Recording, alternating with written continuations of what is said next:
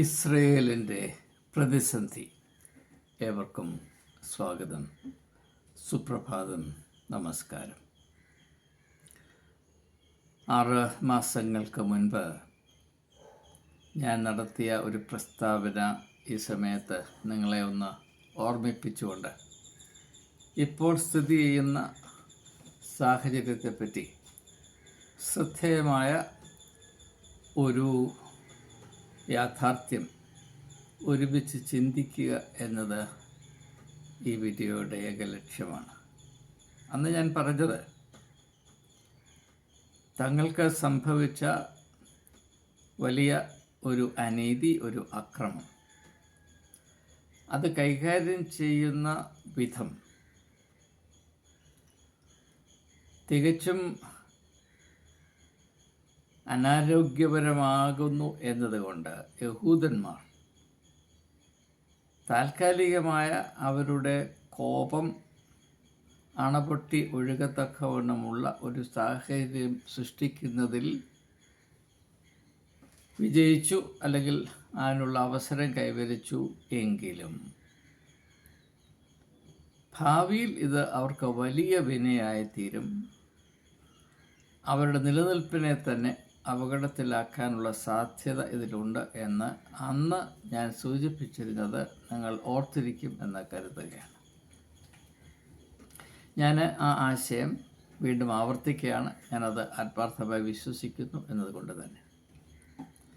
ഞാൻ നസറേനായ യേശുവിൽ നിന്ന് പഠിച്ച ഒരു പ്രധാനപ്പെട്ട സത്യം, ചരിത്ര സത്യം, അനുഭവ യാഥാർത്ഥ്യം, നമുക്ക് എന്തു സംഭവിക്കുന്നു എന്നതല്ല ആത്യന്തികമായി ഏറ്റവും പ്രാധാന്യമർഹിക്കുന്നത്.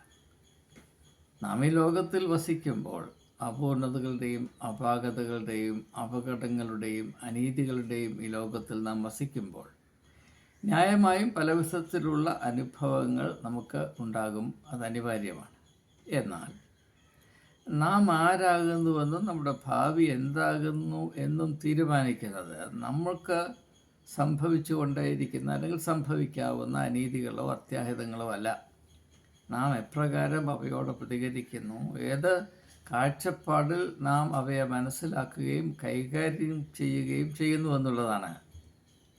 അതുകൊണ്ട് ആരെങ്കിലും നമ്മളെ ആക്രമിച്ചാൽ നാം നശിച്ചു പോകണമെന്നില്ല. പക്ഷേ നമ്മെ ആക്രമിക്കുന്നതിനോട് നാം എപ്രകാരം പ്രതികരിക്കുന്നു എന്നത് നമ്മെ കൂടുതൽ അപകടത്തിലേക്ക് ഉന്തി തള്ളി കൊണ്ടുപോകുവാൻ സാധ്യതയുണ്ട് എന്ന ചരിത്ര യാഥാർത്ഥ്യം പ്രത്യേകമായി ഓർത്തിരിക്കേണ്ട ഒരു ആവശ്യം ഇപ്പോഴുണ്ട്.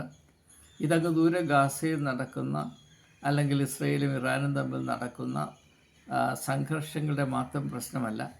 ലോകത്തിൽ എല്ലായിടത്തും മനുഷ്യർ അറിഞ്ഞിരിക്കേണ്ട ഒരു സാർവലൗകികമായ മർമ്മം തന്നെയാണ്. പ്രത്യേകിച്ച് ഭാരതത്തിൽ ക്രിസ്തീയ സമൂഹവും അത് ന്യൂനപക്ഷങ്ങളും ഇപ്പോൾ കടന്നു പോയിക്കൊണ്ടേയിരിക്കുന്ന അവസ്ഥയിൽ ഏറ്റവും ശ്രദ്ധേയമായി സ്പഷ്ടമായി നാം മനസ്സിലാക്കേണ്ട ഒരു ചരിത്ര യാഥാർത്ഥ്യം ഇതിൽ ഉൾപ്പെട്ടിരിക്കുന്നു. അതുകൊണ്ടാണ് ഈ സംഭവത്തെപ്പറ്റി ഒരിക്കൽ കൂടെ പ്രതിപാദിക്കുന്നത് ഉചിതമാണ് എന്ന് ഞാൻ മനസ്സിലാക്കുവാൻ അല്ലെങ്കിൽ ചിന്തിക്കുവാൻ കാരണമായി തീർന്നു.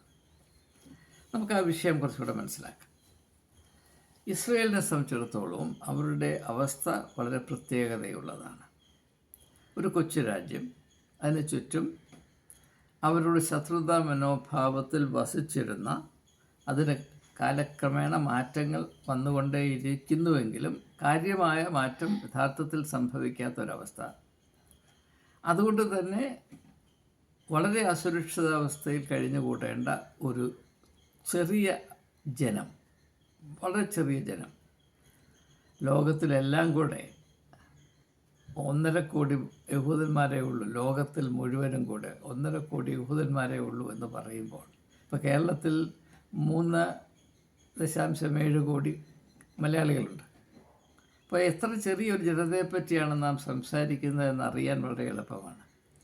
അങ്ങനെയുള്ളൊരു ജനത, അതിൽ ഭൂരിപക്ഷം, അതിൽ ഒരു 70% ആളുകളെ, 70% കുറവ് ആളുകൾ മാത്രമേ ഇസ്രയേലിൽ വസിക്കുന്നുള്ളൂ.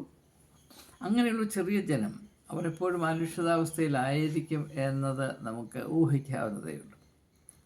അപ്പോൾ അവരെ സംബന്ധിച്ചിടത്തോളം അവർ യാഥാർത്ഥ്യങ്ങളെ അല്ലെങ്കിൽ അവസ്ഥകളെ മനസ്സിലാക്കുന്നതും അവ എപ്രകാരം കൈകാര്യം ചെയ്യണമെന്ന് തീരുമാനിക്കുന്നതും ഈ ഒരു യാഥാർത്ഥ്യത്തെ മാത്രം ആശ്രയിച്ചാണ്. അതുകൊണ്ട് തന്നെ ഇസ്രയേലിന് അവരുടേതായ പ്രതിരോധ കാഴ്ചപ്പാടുണ്ട്. ഡോക്ട്രിൻ ഓഫ് സെൽഫ് ഡിഫെൻസ് എന്ന് പറയും. അതിൻ്റെ ഏറ്റവും പ്രധാനപ്പെട്ട മർമ്മം എന്ന് പറയുന്നത്, ആരെങ്കിലും എൻ്റെ ഒരു പല്ല് പറിച്ചാൽ അതിന് പകരം ഒരു പല്ലല്ല 10 പല്ല് പറിക്കണം എന്നുള്ളതാണ്.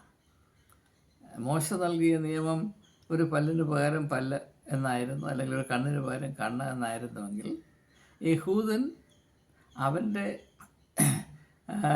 ഭൗതികമായ, രാഷ്ട്രീയമായ, ഭൂമിശാസ്ത്രപരമായ, ജനസംഖ്യാപരമായ പരാധീനതകൾ പരിഗണിച്ച് അവരുടെ അസുരക്ഷിതാവസ്ഥ വളരെ ഭീകരമായതുകൊണ്ട് അവലംബിച്ചിരിക്കുന്ന സുരക്ഷാ കാഴ്ചപ്പാട്, ഡോക്ട്രിൻ ഓഫ് ഡിഫെൻസ് എന്ന് പറയുന്നത് ഡിസ്പ്രപ്പോർഷനറ്റ് ഒഫൻസ്, ഡിസ്പ്രപ്പോർഷനറ്റ് റിയാക്ഷൻ എന്നുള്ളതാണ്. നാളിതുവരെ യഹൂദ ഇസ്രയേൽ എന്ന് പറയുന്ന രാഷ്ട്രം 1948 രൂപീകരിക്കപ്പെട്ട ശേഷം നാളിതുവരെ അവരവലംബിച്ച ആ തന്ത്രം ഇത് തന്നെയാണ്. അതാണ് ഗാസയിൽ അവർ പ്രയോഗിച്ചത്. എന്നാൽ ചില തന്ത്രങ്ങൾ ചില കാലങ്ങളിൽ പ്രയോഗിക്കാനൊക്കും, പക്ഷേ ആ തന്ത്രങ്ങളുടെ കാലം അവസാനിച്ചിരിക്കും. The days of such strategies are numbered. ബാഹ്യലോകം ഒരേ നിൽപ്പ് നിൽക്കുകയല്ല, അത് മാറിക്കൊണ്ടേയിരിക്കും. ആ സാഹചര്യത്തിൽ ഒരു കാലത്ത് വളരെ ഫലപ്രദമായിരുന്നുവെന്ന് തോന്നിയ ഒരു സമീപനം വലിയ അപകടത്തിലേക്ക് ഒരു രാജ്യത്തെ, ഒരു ജനതയെ നയിപ്പാൻ സാധ്യതയുണ്ട് എന്ന യാഥാർത്ഥ്യം മനസ്സിലാക്കിക്കൊണ്ടാണ് ഞാൻ 6 മാസങ്ങൾക്ക് മുൻപ് ഇസ്രയേൽ ഈ സാഹചര്യത്തെ കൈകാര്യം ചെയ്യുന്നത് ആത്മഹത്യ തുല്യമാണ് എന്ന അഭിപ്രായം പ്രകടിപ്പിക്കുവാൻ ഇടയായത്. അത് ഇന്ന് വരെ നടന്നിട്ടുള്ള സംഭവങ്ങളുടെ വെളിച്ചത്തിൽ ഞാൻ പറഞ്ഞത് സത്യമാണ്, യാഥാർത്ഥ്യമാണ് എന്ന എൻ്റെ ധാരണ കുറച്ചുകൂടി ബലപ്പെട്ടിട്ടേ ഉള്ളൂ. ഇനിയും ഇപ്പോഴെന്താണ് സാഹചര്യം? ശനിയാഴ്ച ഇറാൻ വലിയ തോതിൽ ഇസ്രയേലിനെ ആക്രമിച്ചു. അതിൽ ഭൂരിപക്ഷം ഡ്രോൺസും മിസൈൽസും ഇസ്രയേലിൽ പതിക്കുന്നതിന് മുൻപേ നശിപ്പിക്കപ്പെട്ടു എന്നത് മറ്റൊരു യാഥാർത്ഥ്യമാണ്. എന്നാൽ അതിൽ വിജയിച്ചില്ലായിരുന്നുവെങ്കിൽ ഇസ്രയേലിന് ഭീകരമായ നഷ്ടവും ആൾനഷ്ടവും ഉണ്ടാകുമായിരുന്നു. അത് ഇസ്രയേലിനെ സംബന്ധിച്ചോളം വഹിക്കാവുന്ന ഒരവസ്ഥയല്ല. അപ്പോൾ അതുകൊണ്ട് തന്നെ ഇസ്രയേൽ ഇതുവരെ ആശ്രയിച്ചിരുന്ന ഡോക്ട്രിൻ ഓഫ് ഡിഫെൻസ് അത് പുനഃപരിശോധിക്കേണ്ട ആവശ്യമുണ്ട്. എന്നാൽ അതിനേക്കാൾ പ്രധാനമായി നാം ഇപ്പോൾ മനസ്സിലാക്കേണ്ടത്, കഴിഞ്ഞ വർഷം ഒക്ടോബർ 7 സംഭവിച്ച ഹമാസിൻ്റെ അക്രമത്തെ ഇസ്രയേൽ കൈകാര്യം ചെയ്യുന്ന വിധത്തിൽ കൂടെ അവർ അവരുടെ പരിമിതികളെ ലോകത്തിൻ്റെ മുൻപിൽ, പ്രത്യേകിച്ച് ഇറാൻ എന്ന് പറയുന്ന അവരുടെ ഏറ്റവും പ്രധാനപ്പെട്ട ശത്രുവിൻ്റെ മുൻപിൽ വെളിപ്പെടുത്തിയ ഒരു അവസ്ഥയുണ്ടായിട്ടുണ്ട്. ഈ ശനിയാഴ്ച, അതായത് 2 ദിവസങ്ങൾക്ക് മുൻപ് ഇറാൻ ഇസ്രയേലിനെ ആക്രമിച്ചത് അവർക്ക് വലിയ നാശനഷ്ടങ്ങൾ വരുത്തി അവരെ മുട്ടുകുത്തിക്കാനല്ല. അവരുടെ ശക്തി എന്താണ്, അവരുടെ തയ്യാറെടുപ്പ് ഏത് വിധത്തിലുള്ളതാണ്, അവരുടെ കഴിവ് എപ്രകാരമാണ്, അവരുടെ ബലം എത്ര വലിപ്പമുള്ളതാണ്, അതിൻ്റെ പരിധി എന്താണ്, ഇവയൊക്കെ അളന്ന് നോക്കാനാണ്. ആ ഒരു വെളിച്ചത്തിൽ നാം ഈ സംഭവത്തെ കാണുമ്പോൾ യാതൊരു സംശയവും എൻ്റെ മനസ്സിലില്ല. ഇസ്രയേലിൻ്റെ അവസ്ഥ ഇന്ന് പൂർവാധികമായി ബലഹീനമാണ്. അതുകൊണ്ടാണ് ഇനി വരുന്ന ദിവസങ്ങളിൽ ഇസ്രയേൽ അവർ ഇതുവരെ അവലംബിച്ചിരുന്ന ഡിഫെൻസ് ഡോക്ട്രിൻ അനുസരിച്ച് ഈ ഇറാൻ്റെ അക്രമത്തെ പ്രതിരോധിക്കുമോ അല്ലെങ്കിൽ തിരിച്ചടിക്കുമോ ഇല്ലയോ എന്ന കാര്യത്തിൽ നാം വ്യക്തമായി ശ്രദ്ധ പതിപ്പിക്കേണ്ടത്. എൻ്റെ അഭിപ്രായത്തിൽ അതിനുള്ള ധൈര്യം ഇന്ന് ഇസ്രയേൽ ജനതയ്ക്ക് ഞാൻ സൈന്യത്തിൻ്റെ കാര്യമല്ല പറയുന്നത്, ജനതയ്ക്ക് നന്നേ കുറവായിരിക്കാനാണ് സാധ്യത. കാരണം ഒക്ടോബർ 7 നടന്ന ഹമാസിൻ്റെ അക്രമത്തിൽ കൂടെ ഇസ്രയേൽ ജനതയുടെ വീര്യം ഏതാണ്ട് ഒരു വലിയ തോതിൽ നഷ്ടപ്പെട്ട് കഴിഞ്ഞിരിക്കുന്നു. അതിനുശേഷം അവിടെ നിന്ന് പിടിച്ചുകൊണ്ടുപോയ 135 പരം പുള്ളികളെ ഹോസ്റ്റേജസിനെ വിടുവിക്കാൻ ആർക്കും കഴിയുന്നില്ല. അത് ഒരു ജനതയുടെ നിസ്സഹായതയെ സൂചിപ്പിക്കുകയാണ്.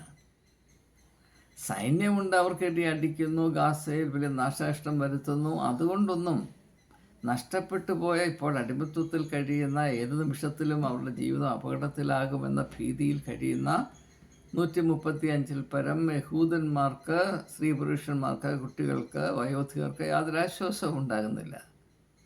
അത് നിസ്സഹായതയുടെ ഒരു വലിയ സൂചനയാണ്. ലോകത്തിലെ ഒരു ശക്തിക്കും അവരെ സഹായിക്കാൻ കഴിയുന്നില്ല. അപ്പോൾ ആ ഒരു സാഹചര്യം, അതിനുശേഷമാണ് അങ്ങ് ദൂരെ നിന്ന് ഇറാൻ അടിക്കുന്നത്. അതിനെ പ്രതിരോധിക്കാൻ, തടഞ്ഞു വയ്ക്കാൻ ആർക്ക് കഴിയും? അത് ഒരു ചെറിയ തോതിൽ മാത്രം. നമുക്കെല്ലാവർക്കും അറിയാവുന്നതുപോലെ ഇറാൻ ഇന്ന് ഒരു വൻ ശക്തിയാണ്. ആയുധ നിർമ്മാണത്തിൽ അവർക്ക് സാങ്കേതികമായ വലിയ പുരോഗതി ഉണ്ടായിരിക്കുന്നു. അവർ അണുബോംബ് നിർമ്മിക്കുന്നതിൽ നിന്ന് തുച്ഛമായ അകലത്തിലാണ്. അതോടെ കൈവരിച്ചു കഴിയുമ്പോൾ ഇറാൻ ഒരു വലിയ ശക്തിയായി വളരും എന്നതിന് യാതൊരു സംശയമില്ല. അതോടുകൂടെ ഈ സ്ഥലത്തെ ഈ geopolitics of the entire region, അതിൽ വലിയ മാറ്റങ്ങൾ സംഭവിക്കും. ഇസ്രയേൽ ഇതുവരെ പ്രവർത്തിച്ചതുപോലെ ഇനി അങ്ങോട്ടുള്ള ദിവസങ്ങളിൽ പ്രവർത്തിക്കാൻ നമുക്ക് സാധ്യമാകുകയില്ല. അങ്ങനെ വരുമ്പോൾ ഇസ്രയേലിൻ്റെ മുമ്പിൽ 2 സാധ്യതകൾ വളരെ വ്യക്തമായി ഇപ്പോൾ പൊന്തി നിൽക്കുന്നുണ്ട്. ഒന്ന്, ഈ അടി കൊണ്ടിട്ട് സാരമില്ല, ലോക സമാധാനത്തിന് വേണ്ടി ഞങ്ങളത് പുറത്തിരിക്കുന്നുവെന്ന് പറഞ്ഞ് മാറി നിൽക്കുക. പക്ഷെ അങ്ങനെ മാറി നിൽക്കുമ്പോൾ അതിനെ പ്രത്യേകിച്ച് ഇറാനും അതുപോലെ തന്നെ ഇറാനോട് സഹകരിക്കുന്ന കക്ഷികളും ഇസ്രയേലിൻ്റെ ചുറ്റും നിൽക്കുന്ന ശക്തികളും മനസ്സിലാക്കുന്ന വിധം ഒരു പ്രത്യേക വിധത്തിലായിരിക്കും എന്ന് ഞാൻ പറയേണ്ട ആവശ്യമില്ല. അതുകൊണ്ട് തന്നെ ആ ശക്തികൾ ഇസ്രയേലിനെ തുടർന്ന് ആക്രമിക്കാനുള്ള സാധ്യത വളരെ ഗണ്യമായി വർദ്ധിച്ചിട്ടുണ്ട്. ഇസ്രയേൽ മിടുക്ക് കാണിക്കാനായി കയറി അടിച്ചതുകൊണ്ട് അവരുടെ ബലഹീനത കൂടുതൽ വ്യക്തമായി ലോകത്തിന് മുമ്പിൽ പ്രദർശിപ്പിക്കാൻ മാത്രമേ അവർക്ക് ഇതുവരെ കഴിഞ്ഞിട്ടുള്ളൂ എന്നത് സത്യമാണ്. അപ്പോൾ നിങ്ങൾ ചോദിക്കും, ഗാസ മുഴുവനും അവർ തീ വെച്ച് നശിപ്പിച്ചില്ലേ? ഒരു കല്ലിന്മേൽ കല്ല് നശിക്കാത്ത വിധത്തിൽ അത് തരിപ്പണമാക്കിയില്ലേ? ആക്കി. അതുകൊണ്ട് അവരുടെ ശക്തി വർദ്ധിച്ചില്ല, അവരുടെ സുരക്ഷിതത്വം വർദ്ധിച്ചില്ല, അവരുടെ സ്ഥിതി, അവരുടെ അവസ്ഥ കൂടുതൽ ഭയാനകമായി തീരുകയാണ് ചെയ്തിട്ടുള്ളത് എന്നാണ് നാളിതുവരെയുള്ള തെളിവുകൾ കൂടെ എനിക്ക് മനസ്സിലാക്കാൻ സാധിക്കും. ഇതൊരു സമീപനം. രണ്ടാമത്തെ സമീപനം എന്താണെന്ന് ചോദിച്ചാൽ, ഇസ്രയേൽ അല്ലെങ്കിൽ അവിടെയുള്ള പോളിസി തീരുമാനിക്കുന്ന ആളുകൾ, നെതന്യാഹു തൊട്ടുള്ള ആളുകൾ, സൈന്യ ചിന്തകർ, മിലിറ്ററി തിങ്ക് ടാങ്ക്, അവർ സാഹചര്യങ്ങൾ പരിഗണിച്ച് ഒരു നിഗമനത്തിലെത്തുകയാണ്. ഇങ്ങനെ ജീവിക്കുന്നതിനേക്കാൾ ഈ സാഹചര്യത്തിൽ പൊന്തി നിൽക്കുന്ന ഏറ്റവും വലിയ പ്രശ്നമായ ഇറാനിയൻ ആറ്റം ബോംബ്, അത് വരാതിരിക്കത്തക്കവണ്ണമുള്ള ഒരു പദ്ധതി ആവിഷ്കരിക്കുന്നതാണ് നമുക്ക് ബുദ്ധി എന്ന് തീരുമാനിച്ചാൽ, ഇസ്രയേൽ അവർക്കുള്ള കഴിവ് ഉപയോഗിച്ച്, അതിനുള്ള കഴിവ് അവർക്ക് വളരെയാണ്, യാതൊരു സംശയമില്ല. ഇറാൻ്റെ ന്യൂക്ലിയർ ഫെസിലിറ്റീസിനെ അവരാക്രമിക്കും. ഇറാൻ്റെ ന്യൂക്ലിയർ ഫെസിലിറ്റീസ് ഭൂരിഭാഗവും ഭൂമിയുടെ അടിയിലാണ്. അത് നശിപ്പിക്കുന്നത്ര എളുപ്പമുള്ള കാര്യമല്ല. അത് നശിപ്പിക്കുന്നതിൽ അമേരിക്കയ്ക്കും ഗണ്യമായ താല്പര്യമുണ്ട് എന്നത് നമുക്ക് ഏവർക്കും അറിയാവുന്ന കാര്യമാണ്. അതുകൊണ്ട് ഈ ഒരു പദ്ധതിയിൽ പരോക്ഷമായെങ്കിലും അമേരിക്ക ഗണ്യമായ സഹായം ഇസ്രയേലിന് കൊടുക്കും. അതുകൊണ്ട് തന്നെ അമേരിക്കയിലെ ഡെമോക്രാറ്റിക് പാർട്ടിയും റിപ്പബ്ലിക്കൻ പാർട്ടിയും തമ്മിലുള്ള ദ്വന്ദ്വ യുദ്ധത്തിൽ ഇപ്പോൾ മരവിച്ച് കിടക്കുന്ന ഇസ്രയേൽ എയ്ഡ് പാക്കേജ്, അത് തിങ്കളാഴ്ച തന്നെ പാസ് ചെയ്യാനാണ് സാധ്യത. അതായത് നാളെ തന്നെ പാസ് ചെയ്യാനാണ് സാധ്യത. അങ്ങനെയെങ്കിൽ ഇറാൻ ന്യൂക്ലിയർ ഫെസിലിറ്റി ആക്രമിക്കാനുള്ള ഒരു ധൈര്യം അല്ലെങ്കിൽ ഒരു പ്രേരണ ഇസ്രയേലിന് ലഭിക്കാൻ സാധ്യതയുണ്ട്. അങ്ങനെ ഉണ്ടാകാതിരിക്കട്ടെ എന്ന് ഞാൻ ആത്മാർത്ഥമായിട്ട് ആഗ്രഹിക്കുന്നു. കാരണം ആ ഒരു വഴിക്ക് പോയാൽ അതിൻ്റെ പരിണിത ഫലം നമുക്ക് വിഭാവന ചെയ്യുന്നതിനേക്കാൾ അപ്പുറം ഭീകരമായിരിക്കും എന്നതിനെപ്പറ്റി എനിക്ക് യാതൊരു സംശയവുമില്ല. ഇതൊരു വലിയ ആഗോള പ്രശ്നത്തിലേക്ക് മനുഷ്യരാശിയെ വലിച്ചിഴയ്ക്കാനുള്ള സാധ്യത ഇവിടെ ഉള്ളതുകൊണ്ട് ഇതിൽ പങ്കെടുക്കുന്ന എല്ലാ ശക്തികളും സമചിത്തത പാലിക്കണമെന്ന പ്രാർത്ഥന മാത്രം. ആരോടും പറയാനുള്ള അവകാശവും അധികാരവും എനിക്കില്ല. എനിക്ക് സർവശക്തനായ ദൈവത്തോട് മനുഷ്യർക്ക് നല്ല ബുദ്ധി കൊടുക്കണമേ എന്ന് പ്രാർത്ഥിക്കാൻ മാത്രമേ അവകാശമുള്ളൂ. അത് മാത്രമേ ഞാൻ ചെയ്യുന്നുള്ളൂ. ഏതായാലും ഒരു വലിയ പ്രതിസന്ധിയിൽ നാം ആയിരിക്കുന്നു. ഇതുവരെയുള്ള എൻ്റെ അസസ്മെൻറ്റിൽ, എൻ്റെ വിലയിരുത്തലിൽ ഇസ്രയേൽ അവലംബിച്ച ഈ ഒരു പ്രതികരണ രീതിയിൽ കൂടെ അവർക്ക് കൂടുതൽ നഷ്ടമാണ് നേടിയിരിക്കുന്നത്. ആഗോളതലത്തിൽ അവർക്കെതിരെയുള്ള വെറുപ്പ് വർദ്ധിപ്പിക്കുന്നതിൽ അവർ വിജയിച്ചിരിക്കുന്നു. യഹൂദ ജനത്തിൻ്റെ സുരക്ഷിതത്വം നിലനിർത്തുന്നതിലും മെച്ചപ്പെടുത്തുന്നതിൽ അമ്പയെ പരാജയപ്പെട്ടിരിക്കുന്നു. അവർക്കുണ്ടായിരുന്ന ഒരു ഇമേജ് അവർ നശിപ്പിച്ചിരിക്കുന്നു.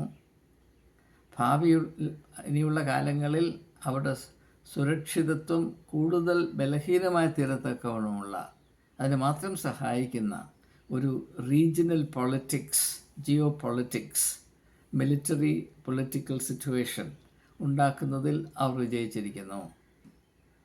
ഇത് എപ്രകാരം യഹൂദ ജനം അവരുടെ പ്രത്യേകതയുള്ള ആ ബുദ്ധി കൊണ്ട്, the unique genius of the Jewish race എങ്ങനെ കൈകാര്യം ചെയ്യുമെന്നത് വളരെ കൗതുകത്തോടും ശ്രദ്ധയോടും എന്നാൽ ഭീതിയോടും നാം എല്ലാവരും സൂക്ഷിച്ച് നിരീക്ഷിക്കേണ്ട ഒരു അവസ്ഥയിലാണ് നാം ഇപ്പോൾ, ലോകം മുഴുവനും.